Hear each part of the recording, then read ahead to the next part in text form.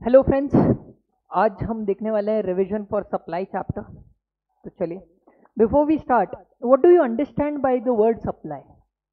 तो supply under GST is an taxable event, जिसका मतलब है कि ये इवेंट होगा तो टैक्सेबिलिटी और द लायबिलिटी टू पे GST will arise. Taxability arise हो जाएगी, ठीक है। जैसे पुराने जो रिजिम्स होते थे तो उनमें अलग अलग टैक्सेबल इवेंट्स होते थे, जैसे manufacturing was a taxable event for excise duty, वैसे ही sale of goods was an taxable event for your sales tax, provisioning of services was a taxable event for your what service tax. ऐसे ही GST के अंदर supply is an taxable event. अगर supply होगा किस चीज का, गुड्स और सर्विसेज और बोथ, तो आपको जीएसटी की लायबिलिटी अराइज हो सकती है, प्रोवाइडेड आप किसी एग्जेम्पशन में फॉल नहीं करते। सो जब भी आप देखो कि जीएसटी देनी है नहीं देनी है, उससे पहले आपको देखना है कि whether the things that you are providing or supplying is what, either goods or service or both. तो पहले तो गुड्स या सर्विस होना चाहिए। एक बार आपने वो फाइनल कर लिया तो आप आगे जाके चेक करोगे कि ये सप्लाई है कि नहीं।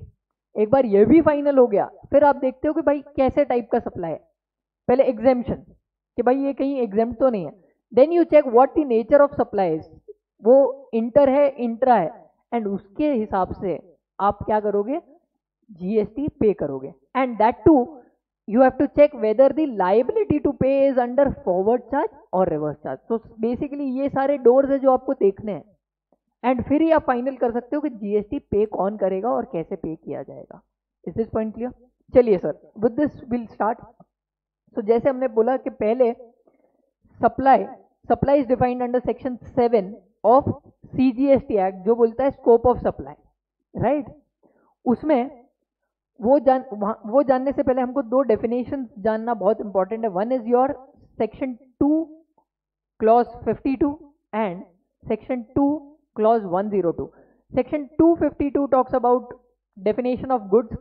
Goods means any movable property. Goods का मतलब क्या है, any movable property, but excludes what, money and securities. मतलब मनी एंड सिक्योरिटीज को वो गुड्स मान रहे हैं क्या? तो answer is no, money and securities is not goods, but includes actionable claim, growing crops, grass, other things attached to or forming part of land which is agreed to be severed before supply under a contract of supply. So basically goods का मतलब क्या है? goods का मतलब है कि कोई भी मूवेबल पदार्थ को आप गुड्स मानोगे, राइट। बट किस चीज को गुड्स नहीं मानोगे? आप अपना मनी एंड सिक्योरिटीज को गुड्स नहीं मानोगे। मतलब मेरे पास कोई बंदा आया, उसने अपना 100 का नोट दिया, उसके बदले में मैंने उसको 10-10 के 10 नोट दे दिए। Is this supply? So the answer is no, it is not, neither goods nor service. आगे हम सर्विस में भी पढ़ेंगे, बट ये गुड्स तो नहीं है। बट इंक्लूड्स एक्शनेबल क्लेम आएंगे, ग्रोइंग क्रॉप आएगा, ग्रास, एनीथिंग अटैच्ड टू और forming part of land which is agreed to be severed before supply under a contract of supply. This is the definition of goods. ये सारी चीजें क्या होगी, goods के definition में आएगी। उसके बाद सर्विसेज, सर्विसेज का डेफिनेशन कहां दिया है? 102 में। वो क्या बोलते हैं? Means anything other than money, securities और गुड्स। मतलब जो चीज गुड्स नहीं है वो सर्विस है, बट मनी एंड सिक्योरिटीज को भी हम सर्विस नहीं मानेंगे। Is this point clear? but includes activities, use of money, conversion by cash from one form currency और denomination to another, जिसके लिए आप क्या करते हो? सेपरेट कंसिडरेशन चार्ज करते हो। मतलब अगर मैंने किसी का पैसा कन्वर्ट कर दिया, ठीक है, उसके पास इंडियन रुपीज से मैंने उसको डॉलर्स दे दिए या डॉलर्स लेके रुपीज दे दिए, ठीक है, अगर मैं सिर्फ कन्वर्जन करूं और उसके लिए कोई सेपरेट कंसिडरेशन ना चार्ज करूं, तो क्या होगा? Will that be supply of services? So the answer is service नहीं होगा अगर आपने कंसिडरेशन नहीं चार्ज किया, बट अगर आप उसके लिए सेपरेट कंसिडरेशन चार्ज कर लोगे तो it will be a service. ठीक है, पक्का। इसके बाद एक एक्सप्लेनेशन है जो बोलता है कि service includes facilitating arranging transaction in securities. देखो, सिक्योरिटीज का बेचना खरीदना, आप स्टॉक मार्केट से सिक्योरिटीज खरीदते बेचते हो, it is not supply of goods nor supply of service, बराबर। ना ही वो गुड्स है ना ही सर्विस है। बट जो ब्रोकर्स होते हैं जो आपकी मदद करते हैं फॉर व्हाट, बाइंग दो सिक्योरिटीज और सेलिंग दो सिक्योरिटीज, वो जो ब्रोकरेज चार्ज करेंगे आपसे, वो क्या कर रहे हैं, वो लोग फैसिलिटेट कर रहे हैं या अरेंज करके दे रहे हैं आपको transaction of security, and in that case what will happen is that will be treated as service. Is this point clear? उसको हम क्या मानेंगे, सर्विस मानेंगे। So before you go to the definition of supply, it is very important that आपको क्या पता होना चाहिए, आपको गुड्स क्या है, सर्विस क्या है, वो पता होना चाहिए। देखो, गुड्स का मतलब anything which is movable property. क्या क्या इंक्लूड करेंगे, एक्शनेबल क्लेम इंक्लूड करेंगे, ग्रोइंग क्रॉप्स, क्रासेस, जिनको हम क्या करने वाले हैं, अंडर कॉन्ट्रैक्ट सिवियर करके सप्लाई करने वाले। उसके बाद सर्विसेज क्या है, सर्विसेज का मतलब एनीथिंग अदर देन गुड्स। दोनों में भी क्या नहीं आने वाला है, मनी एंड सिक्योरिटीज नहीं आने वाला है। बट अगर आप करंट मनी को यूज करते हो एंड उसको कन्वर्ट करने के लिए अलग से सेपरेट कंसिडरेशन चार्ज करते हो, तो that will be what, service. And अगर आप ट्रांजैक्शन फैसिलिटेट करते हो किससे रिलेटेड, सिक्योरिटी से रिलेटेड, तो that is also service. Now coming to your supply का डेफिनेशन।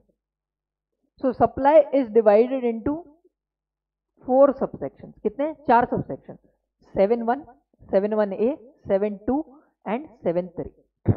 अब इसको डिवाइड किया है, इसको समझते हैं पहले तो क्या क्या मतलब है। 7.1 बताएगा कि आपको क्या क्या चीजें सप्लाई में आएगी। 7.1 बताएगा आपको क्या क्या चीजें सप्लाई में आएगी। उसमें there are 3 clauses, A, B, C। उसके बाद 7.1A बोलेगा कि एक बार आपने तय कर लिया कि ये एक्टिविटी या ट्रांजैक्शन सप्लाई है, तो ये किस चीज का सप्लाई है, whether it is supply of goods और सप्लाई ऑफ सर्विस, ये आप चेक करने के लिए हमारे पास आओ, किसमें, 7.1A में। उसके बाद 7.2 बात करेगा क्या चीजों को एक्सक्लूड किया गया है from scope of supply. And last one is your 7.3, जो बोलती है गवर्नमेंट कल जाके अगर कोई प्रॉब्लम आती है तो नोटिफाई कर सकती है, ये चीजों को हम गुड्स मानेंगे, सर्विस नहीं, ये चीजों को हम सर्विस मानेंगे, गुड्स नहीं। This is basically your structure of section 7। Is this point clear? चलिए, before we go to supply, there was this word which was actionable claim. इसको हम समझ लेते हैं।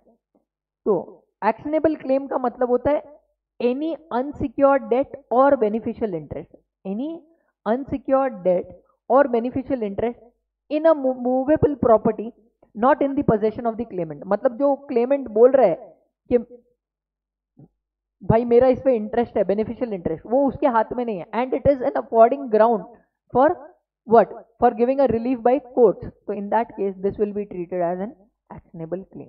तो एक्शनेबल क्लेम का मतलब आसान सा मतलब है कि कोई भी अनसिक्योर्ड डेट जो होता है या फिर किसी भी मूवेबल प्रॉपर्टी में आपका बेनिफिशियल इंटरेस्ट होना इज एन एक्शनेबल क्लेम। ठीक है, फिर मनी भी is a word which we saw your. So money is what, means legal tender or foreign currency but shall not include any currency having numismatic value। मतलब money का मतलब क्या है, आपका जो इंडियन मनी है वो भी मनी में आएगा और फॉरेन मनी है जो उसको भी हम मनी में मानेंगे। इसके अलावा जो आप डीडीज वगैरह ये सब भी किसके डेफिनेशन में आने वाला है, मनी के डेफिनेशन में आएगा। It could be electronic, it could be your card, it could be your cash, all these are included in your definition of money. But एक चीज जो मनी के डेफिनेशन में नहीं आने वाली है, that is any currency which has a numismatic value.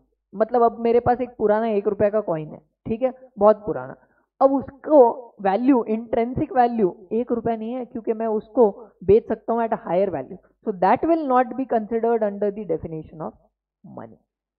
Is this point clear? समझ रहे हो आप लोग? चलिए, अब समझते हैं सप्लाई में क्या क्या आएगा। तो सप्लाई में, सप्लाई बोलता है सप्लाई इंक्लूड्स, सप्लाई का जो सेक्शन 7.1A है वो बोलता है supply includes all forms of supply of goods और सर्विसेज और both such as sale, transfer, barter, lease, licence, rental, disposal. ठीक है, कितने टाइप की सप्लाईज बोली गई है, कितने टाइप की, 8 टाइप की।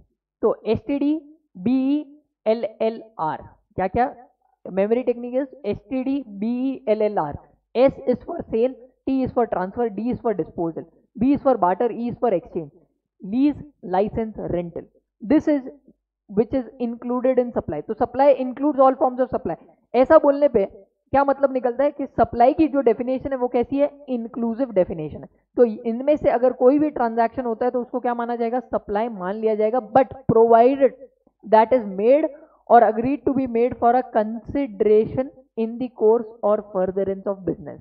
मतलब सप्लाई के लिए एक तो ये होना चाहिए, दूसरा कंसिडरेशन होना चाहिए, एंड तीसरा it should be for the purpose of business. अब कंसिडरेशन का क्या मतलब है, बिजनेस का क्या मतलब है, ये पहले थोड़ी देर बाद देखेंगे, बट पहले हम पूरा डेफिनेशन जो है स्ट्रक्चर वो समझने की कोशिश कर लेते हैं। तो supply will include all this 8 forms of supply, इसके अलावा और कोई फॉर्म होगा तो वो भी आ जाएगा, but it should be made for a consideration and it should be in the course or furtherance of business, तो ही उसको सप्लाई मानेंगे। ये है 7(1)(a). उसके बाद 7(1)(b) बोलता है कि import of service for a consideration whether और not for business will be a supply. मतलब आपने इंपोर्ट ऑफ सर्विस कर लिया, भले ही वो बिजनेस के लिए है या नहीं, तो भी हम उसको सप्लाई मान लेंगे, प्रोवाइडेड आपका उसमें कंसिडरेशन होना चाहिए। तीसरा वाला है कुछ ट्रांजैक्शन को हम सप्लाई मान लेंगे even though there is no consideration. पहले वाले में बिजनेस नहीं था, बी वाले में यहाँ पे कंसिडरेशन नहीं है। देखो फर्स्ट जो था 7(1)(a) वो क्या बोल रहा था, 8 चीजें for consideration in the course or furtherance of business, तो ही सप्लाई।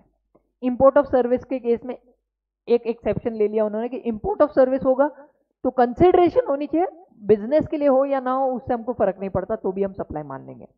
उसके बाद अगर कुछ ट्रांजैक्शन जो हमने शेड्यूल 1 में बोले हैं वो ट्रांजैक्शन अगर आप करते हो, बिजनेस के लिए करते हो, भले ही उनमें कंसिडरेशन नहीं होगा तो भी हम उनको सप्लाई मान लेंगे। तो these are the 3 things which will be treated as supply. उसके बाद एक बार आपने सप्लाई तय कर लिया तो वो सप्लाई किसका है, गुड्स का है या सर्विस का है, उसके लिए आप आइए शेड्यूल 2 पढ़िए तो आपको पता चल जाएगा whether it is supply of goods और सर्विसेज। उसमें कुछ 7 ट्रांजैक्शंस बताए गए हैं, ठीक है।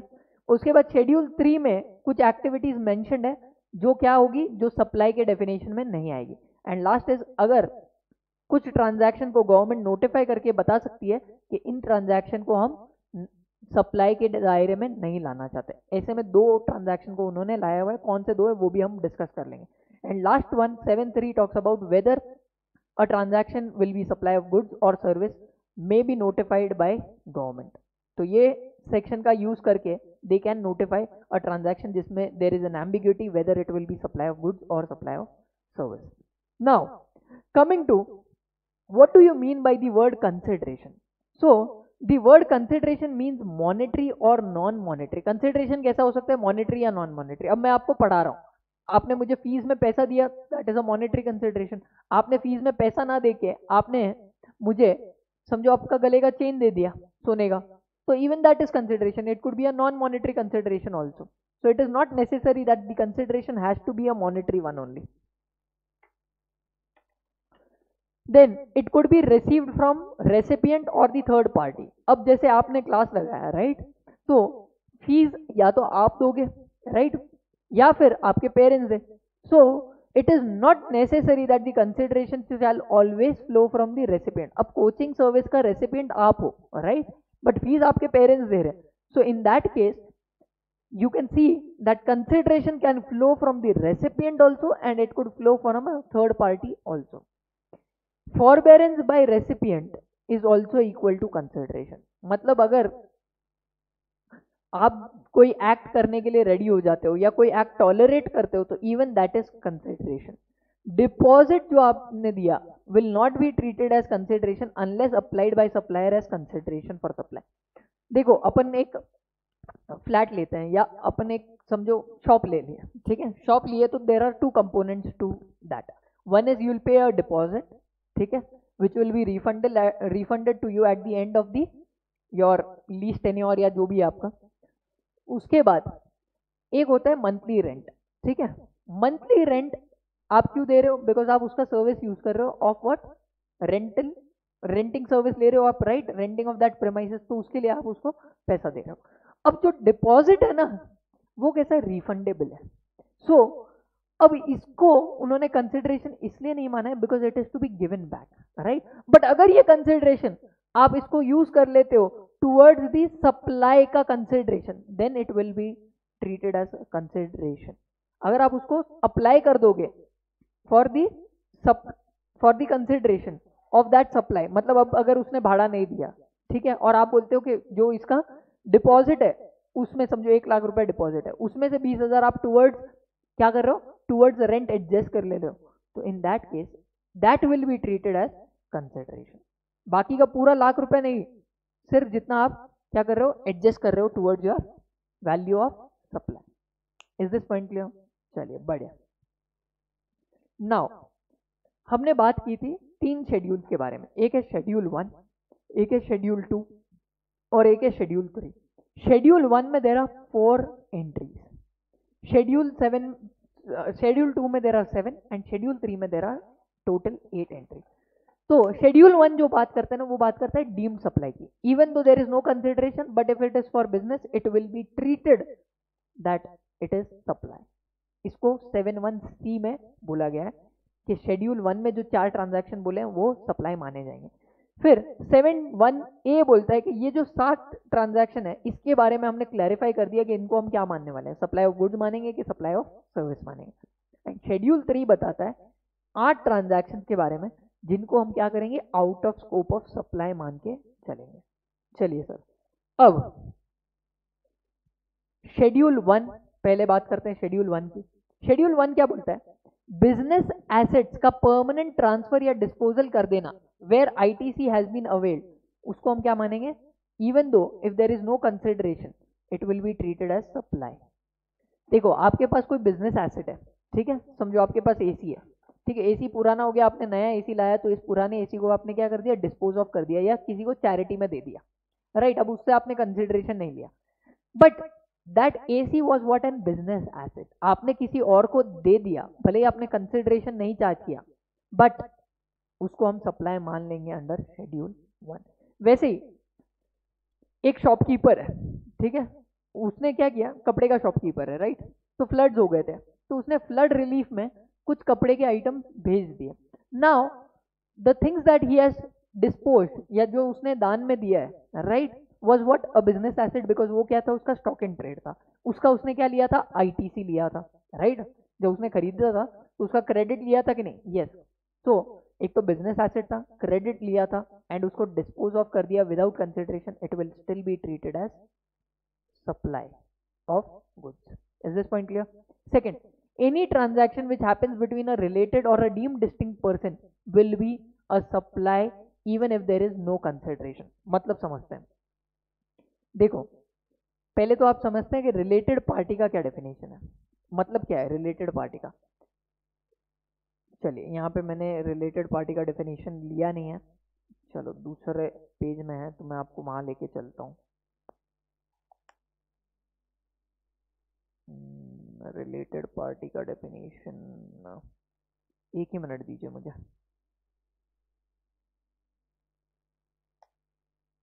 है अपने पास रिलेटेड पार्टी का डेफिनेशन है, चिंता मत करो। हाँ जी, सो रिलेटेड पार्टी का definition is given in your explanation to section 15, ठीक है।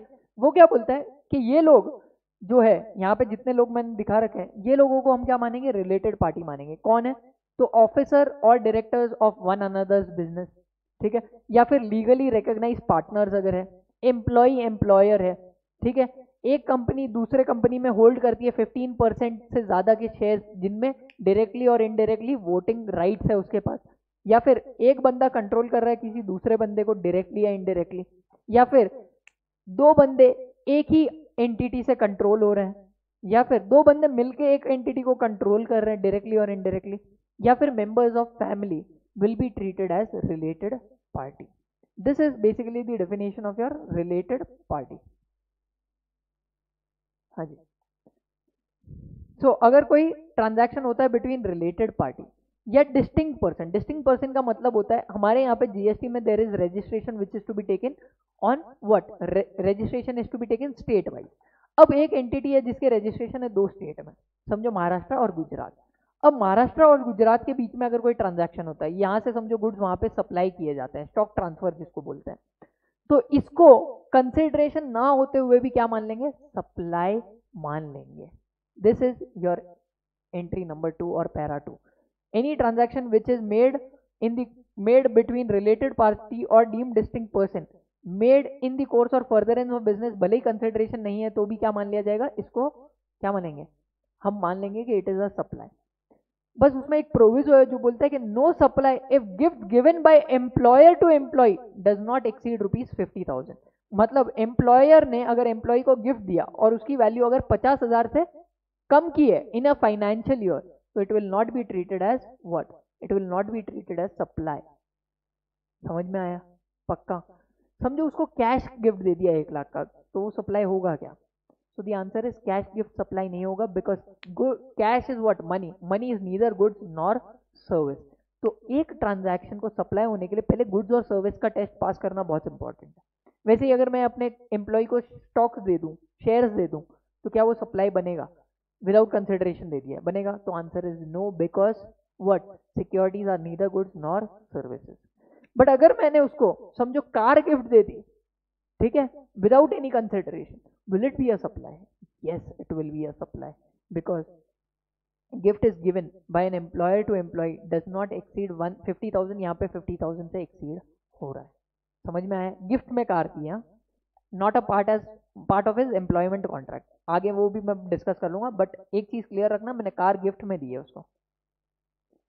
चलिए, फिर थर्ड वाला है प्रिंसिपल एजेंट के बीच में जो ट्रांजैक्शन होते हैं गुड्स से रिलेटेड।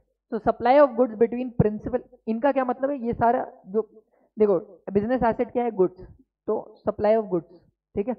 रिलेटेड पार्टी या डिस्टिंक्ट पर्सन के बीच में सप्लाई ऑफ गुड्स भी हो सकता है, सप्लाई ऑफ सर्विस भी हो सकता है, इसलिए मैंने दोनों लिखा है। प्रिंसिपल एजेंट के केस में अगर प्रिंसिपल एजेंट के बीच में ट्रांसफर ऑफ गुड्स हो रहा है या सप्लाई ऑफ गुड्स हो रहा है, बट कोई कंसिडरेशन नहीं लिया जा रहा है, तो भी उसको सप्लाई माना जाएगा, प्रोवाइडेड इट इज पैरा 3 वाला एजेंट। मतलब एजेंट ने आगे सप्लाई कर रहा है ना, तो उसने अपने इनवॉइस पे करना चाहिए। देखो, 2 टाइप के ट्रांजैक्शन हो सकते हैं। जो एजेंट होगा ना, उसको प्रिंसिपल से माल आएगा, ठीक है, और वो आगे सप्लाई करेगा टू दी बायर। अब ये आगे अगर सप्लाई करते समय ये इनवॉइस अपना देता है, अपना मतलब एजेंट अपने नाम का इनवॉइस देता है, तो ये पैरा 3 वाला एजेंट हो जाएगा, और अगर कंसिडरेशन नहीं होगा तो भी सप्लाई मान लिया जाएगा। बट अगर ये आगे सप्लाई कर रहा है in the name of whom, the principal himself, principal only, तो एजेंट को माल आया फ्रॉम प्रिंसिपल एंड उसने आगे सप्लाई कर दिया in the name of principal only, then it will not fall in this particular category. यहाँ पे तभी आएगा अगर जो सप्लाई किया गया है वो किसके नाम में किया गया है? एजेंट ने अपने इनवॉइस के अगेंस्ट सप्लाई किया, या फिर एक सप्लायर है, उसने एजेंट को माल भेजा एंड फिर सप्लायर ने आगे प्रिंसिपल को गुड्स दिए, तो इवन इन दैट केस अगर एजेंट आगे गुड्स ट्रांसफर करता है तो इस पे भी सप्लाई मान लिया जाएगा, अगर वो पैरा 3 वाला agent. So any transaction of goods, supply of goods between principal to agent or from agent to principal will be supply if he is a para 3 agent. बट ये सिर्फ गुड्स का ट्रांजैक्शन के लिए, इनके बीच अगर सर्विस होता है तो यहाँ पे नहीं आएगा। फिर आगे बढ़ते हैं, फोर्थ वाला transaction, import of service. Sir import of services हमने एक और जगह पढ़ रखा है, रुकते हैं उसके लिए, चिंता मत करो। Import of services by any person from a related person और एस्टैब्लिशमेंट आउटसाइड इंडिया। मतलब अगर आप इंपोर्ट ऑफ सर्विस करते हो, ठीक है, from any person, sorry by any person, मतलब भले ही वो टैक्सेबल, देखो एनी पर्सन का मतलब है कि वो भले ही टैक्स, हमारे पास कैसे 3 डेफिनेशन है जीएसटी में, एक है पर्सन का डेफिनेशन, एक है टैक्सेबल पर्सन का डेफिनेशन, एक है रजिस्टर्ड पर्सन का डेफिनेशन। पर्सन में मतलब सब लोगों को आ गया, इंडिविजुअल आ गया, कंपनीज आ गई, बॉडी कॉर्पोरेट आ गया, गवर्नमेंट आ गई, सब लोगों को क्या बोला है, किसमें इंक्लूड किया है? पर्सन के डेफिनेशन में। वहां उसके बाद है टैक्सेबल पर्सन का डेफिनेशन। टैक्सेबल पर्सन का डेफिनेशन में लिखा गया है कि any person who is registered or liable to be registered under section 22 or section 24 will be a taxable person.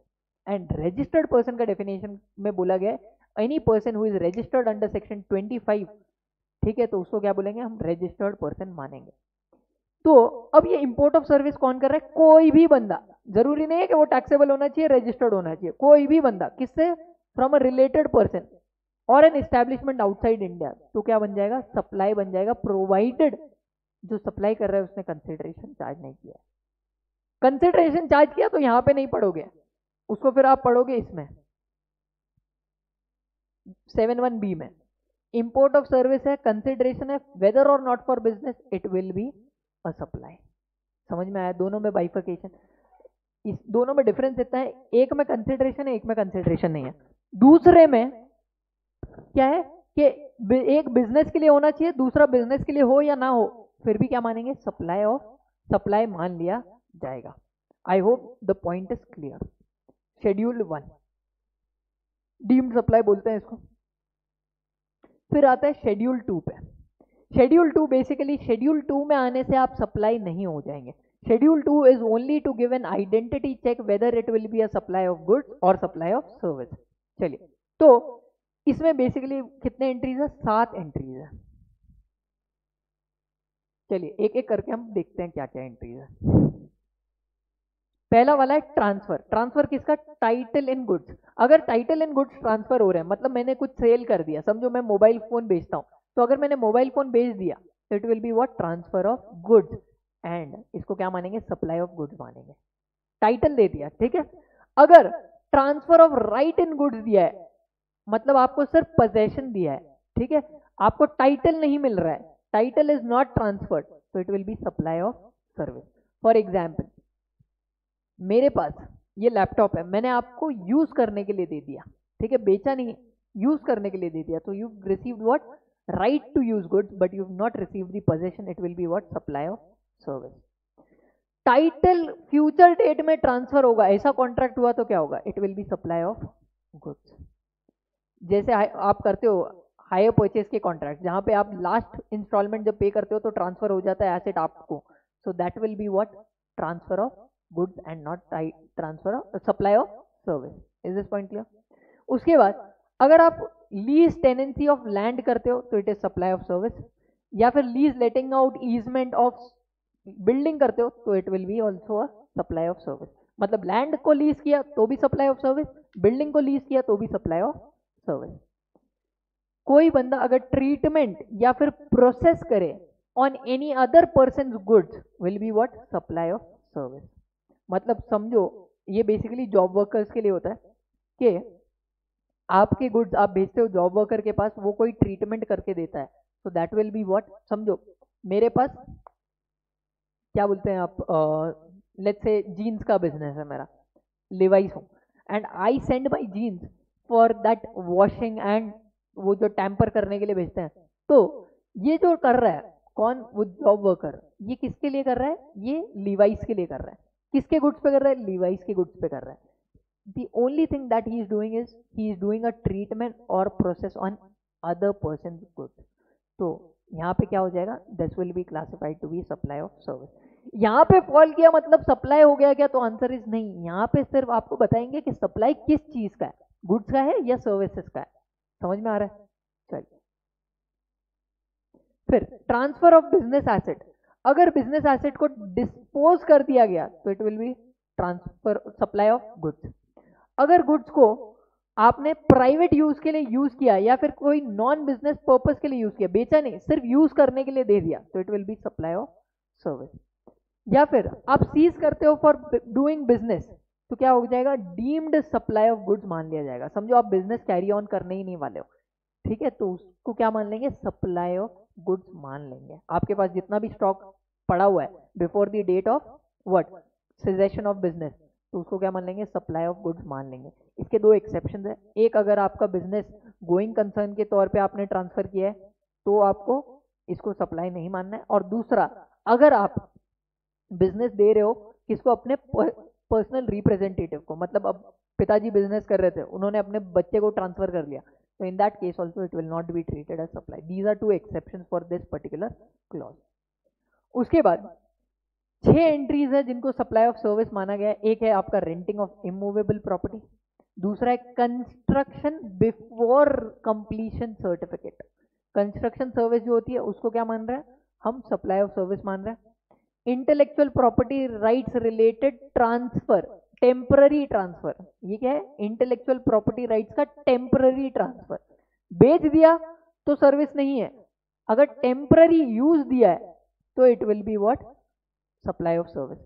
IT software का अपग्रेडेशन, इंस्टॉलेशन वगैरह जो भी होता है that will be supply of service.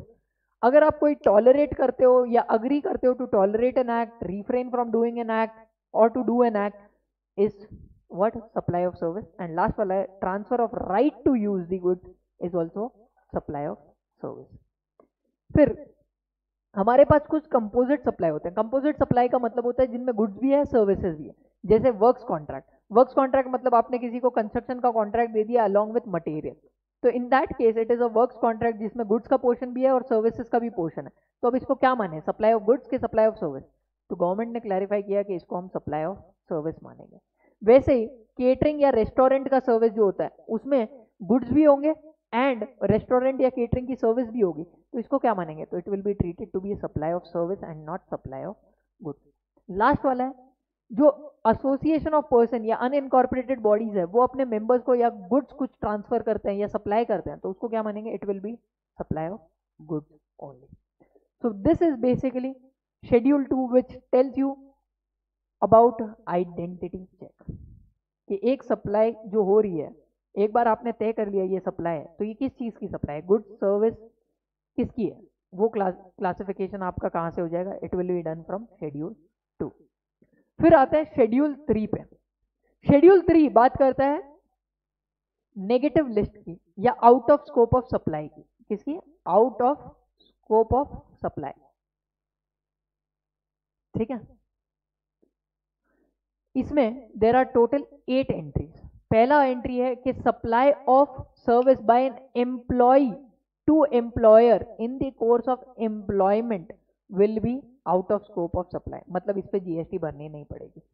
अब अगर एम्प्लॉय को इन द कोर्स ऑफ एम्प्लॉयमेंट अगर कार दे दिया होता, कार दे दिया होता, गिफ्ट नहीं, कार दे दिया होता in the course of employment as a perquisite, आप लोगों ने टैक्सेशन में पढ़ा होगा परक्यूजिट्स होते हैं, घर दे दिया, गाड़ी दे दी, these are what perquisites, it is a part of your CTC, cost to the company, right? In that case it will be out of scope। but अगर गिफ्ट दिया तो वो सप्लाई यहां बन जाएगा। समझ में आ रहा है? प्रोविजो में सप्लाई बन जाएगा। फिर सर्विसेज बाय एनी कोर्ट और ट्रिब्यूनल, ये लोग जो सर्विस देते हैं न्याय देने की, तो इसको क्या बोलेंगे? इसको आउट ऑफ स्कोप बोलेंगे। ये लोग जो भी फीस चार्ज करेंगे for hearing your case will not B what, not be chargeable to GST, will be outside the ambit, right? Third वाला है जो बोलता है ये MP MLA that is your member of parliament, member of legislative assembly या member of any panchayat वगैरह, ये लोग जो काम करते हैं इसके लिए इनको जो पैसा मिलता है that will be out of scope of supply. या फिर कोई कॉन्स्टिट्यूशनल पोस्ट होल्डर है जैसे आपका C&AG है वगैरह, तो ये लोग जो काम करते हैं इनको जो पैसा मिलता है will be outside the scope of GST। Chairman member in a body established by central government वगैरह, तो in that case central government or state government will be outside the ambit of GST। फिर funeral, burial, crematorium, mortuary including transportation of deceased, मतलब अंतिम यात्रा वाले जितनी भी चीजें हैं ये सारी चीजों को उन्होंने outside the scope of supply रखा हुआ है, इन पे जीएसटी नहीं लगेगा। उसके बाद सेल ऑफ लैंड या बिल्डिंग हो रहा है एंड बिल्डिंग का सेल कब हो रहा है? आफ्टर कंप्लीशन सर्टिफिकेट, तो in that case it will be out of scope of supply and उस पे जीएसटी नहीं लगेगा। अगर कंस्ट्रक्शन हो रहा था और तब बिक गया तो क्या होगा? अगर थोड़ा भी कंसिडरेशन पहले आ गया तो that will be supply of service. कहां से पता चला? यहां से, ठीक है। चलिए, एक्शनेबल क्लेम्स वैसे तो क्या है? Out of scope of supply, but ये 3 चीजें जो इनको सप्लाई माना जाएगा। कौन सी 3 चीजें? BGL, betting, gambling, lottery. 3 चीजें कौन सी? Betting, gambling, lottery. Purchase from outside India and supplying directly outside India, मतलब आउट एंड आउट सप्लाई, मतलब मैंने बाहर से गुड्स लिए और बाहर ही बेच दिए। समझो USA से गुड्स प्रोक्योर किए एंड गुड्स समझो चाइना भेज दिए, चाइना नहीं भेजेंगे हम भेज रहे हैं समझो इटली भेज दिए goods, right? So this is what out and out supplies. इनके केस में there will be no GST, it will be out of scope of supply. उसके बाद supply of warehouse goods any person before clearance of for home consumption. तो usually कैसे होता है कि जो भी आप गुड्स इंपोर्ट करते हो, राइट, तो इंपोर्ट करने पे आपको कस्टम ड्यूटी पे करनी पड़ती है और फिर IGST पे करना पड़ता है, right, because it is N interstate supply. अब होता क्या है कि अगर आपके पास ड्यूटी पे करने के पैसे नहीं है तो आप क्या करते हो? आप उसको वेयर हाउसिंग के लिए बिल ऑफ एंट्री फाइल करते हो। There are 2 types of bill of entry. One is home consumption, that is आप लेके जा सकते हो जैसे ही आप पैसे दोगे और आप अपने फैक्ट्री में लेके जाओ या जहां पे भी आप लेके जाने चाहते हो। दूसरा है bill of entry for warehousing, मतलब आज के डेट पे आपके पास पैसा नहीं है इसलिए आप क्या कर रहे हो, ड्यूटी पे करने के लिए आप उसको वेयर हाउस कर रहे हो। फिर आप जब आपके पास पैसा आ जाएगा तो आप आएंगे छुड़ाएंगे अपने goods by filing what, bill of entry for home consumption, and फिर आप ड्यूटी पे कर दोगे।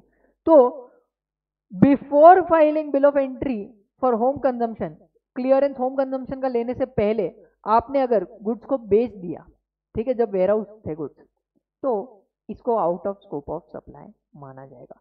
वैसे ही गुड्स वहां से निकल गए, समझो एक और एंट्री है 8 में बी, गुड्स आपके आउटसाइड इंडिया के पोर्ट से निकल चुके हैं, ठीक है, गुड्स इंडिया पहुंचने से पहले, कस्टम फ्रंटियर क्रॉस करने से पहले आपने अपने जो टाइटल डॉक्यूमेंट्स है किसी और को दे दिया और गुड्स को बेच दिया।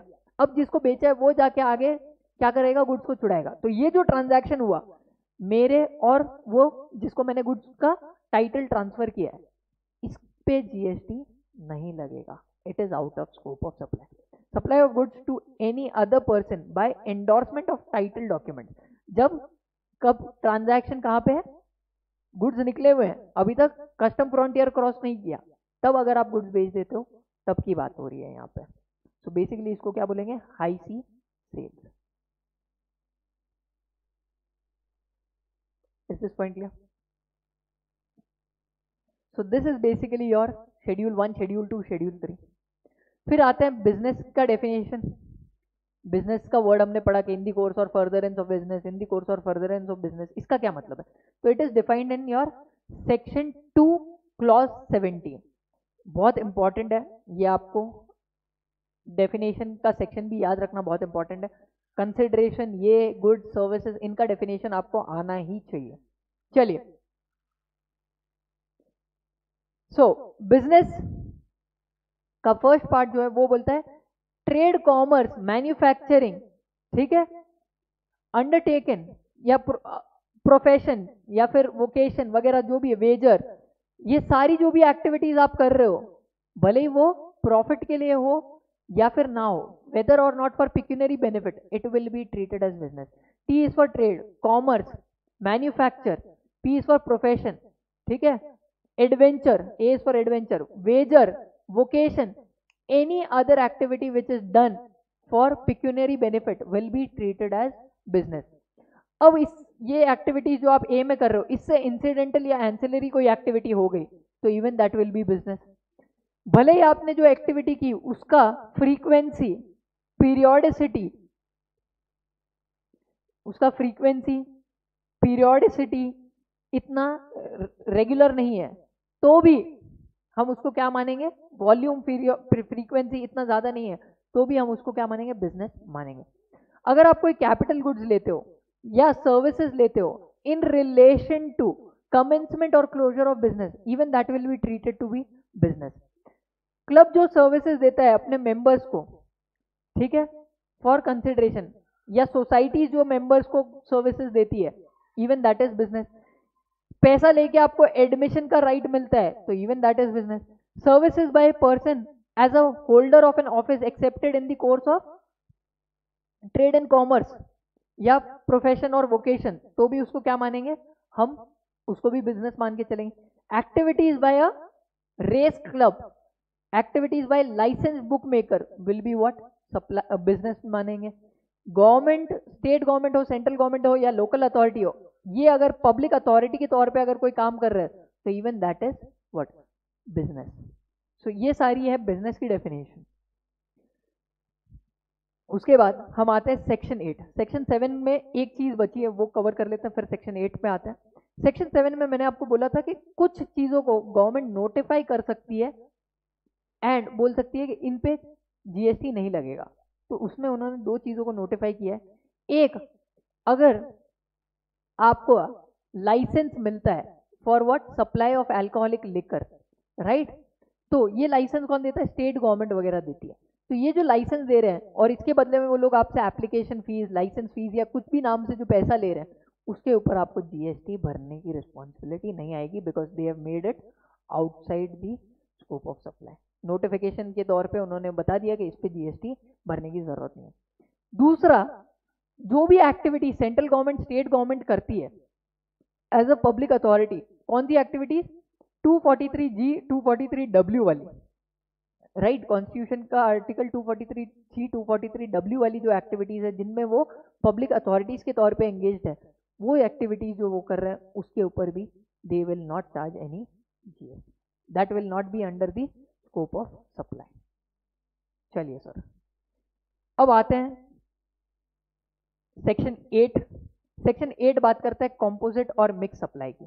तो हमारे पास डेफिनेशन है कंपोजिट सप्लाई की in section 230 and mix supply की इन सेक्शन 2108 क्लॉज में, राइट। कंपोजिट सप्लाई मैं डेफिनेशन नहीं पढ़ूंगा आपके लिए, ठीक है, मैं सिर्फ आपके लिए इनका क्या फीचर्स है वो बता देता हूँ।